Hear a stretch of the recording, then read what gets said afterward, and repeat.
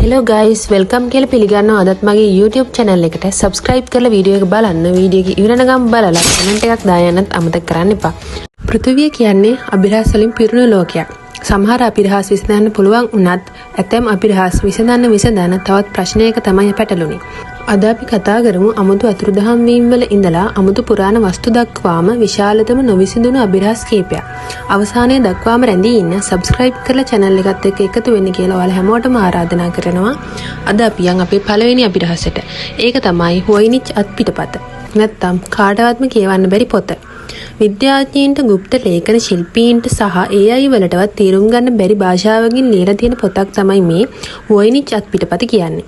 1400 වසරේදී පමණ සොයාගත්ත මේ පොත අමුතු සංකේත, අමුතු ශාක නිදර්ශක සහ අద్భుත රූප සටහන් වලින් පිරලා තියෙනවා. සමහරව විශ්වාස කරන්නේ ඒක පුරාණ වෛද්‍ය පොතක් කියලා. තවත් සමහර හිතන්නේ ඒක විශාල රහසක් සංගවන කේතයක් කියලා. නමුත් අවුරුදු 600ක් ඉඳලා අද වෙනකම් මේක නොවිසඳුණු අභිරහසක් විදිහට සැඟවිලා තියෙනවා. ඊළඟට අපි කතා කරන්න යන්නේ අපි හැමෝම දන්න බර්මියුඩා ත්‍රිකෝණය ගැන. හැමෝම නොදන්න දෙයක් නෙවෙයි, නොදන්න තැනක් නෙවෙයි මේක. මේක යක්ෂයාගේ ත්‍රිකෝණය කියලාත් හඳුන්වනවා. ෆ්ලොරිඩා, බර්මියුඩා සහ පෝවටෝ රිකෝ අතර මේ ප්‍රදේශය නැව් සහ ගුවන් යානා පැහැදිලි කරන්න බැරි අමුතු විදිහට අතුරුදහන් වෙනවා කියලා තමයි කියන්නේ. සමහරු මේකට පිරිසක් වල සම්බන්ධයක් තියෙනවා කියලාත් කියනවා. ඊට අමතරව සමහරු හිතන්නේ ප්‍රබල චුම්බක ප්‍රදේශයක් මේ අසල ක්‍රියාත්මක වෙනවා කියලා. නමුත් ඇත්තටම වෙන්නේ මොකක්ද කියලා කවුරුත් තවමත්ම දන්නේ නැහැ. අපි ඊළඟ කතා කරන්න යන්නේ වව් සංඥාව ගැන.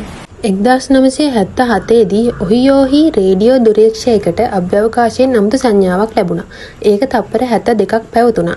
ඒක කොච්චර අද්විතීයද කිව්වොත් තාරකා විද්‍යාඥයෙක් වුණු ජෙරී කියන විද්‍යාඥයා ඒක රවුම් කරලා ඒ අසල වව් කියලා ලිව්වා.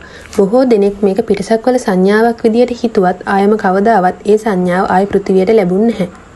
මෙච්චර වෙලා මේ වීඩියෝ එකත් එක්ක රැඳී ඉන්න ඔයාලා හැමෝටම ගොඩක් thank you. subscribe කරලා channel එකත් එක්ක එකතු වෙන්න. අද අපි කතා කරන්න යන අන්තිම අභිරහස තමයි කළු නයිට් චන්ද්‍රිකාව.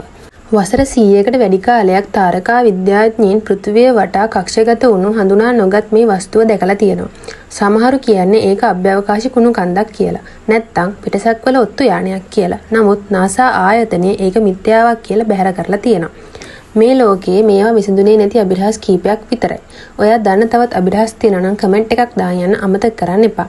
මේක බලලා ඔයා අපිව subscribe කරලා නැත්නම් දැන්ම ගිහින් subscribe කරන්න, like එකකුත් දාලා channel එකත් එක්ක එකතු වෙන්න කියලා හැමෝටම ආරාධනා කරනවා. ආයෙ මාළුත් වීඩියෝ එකකින් හම්බෙමු.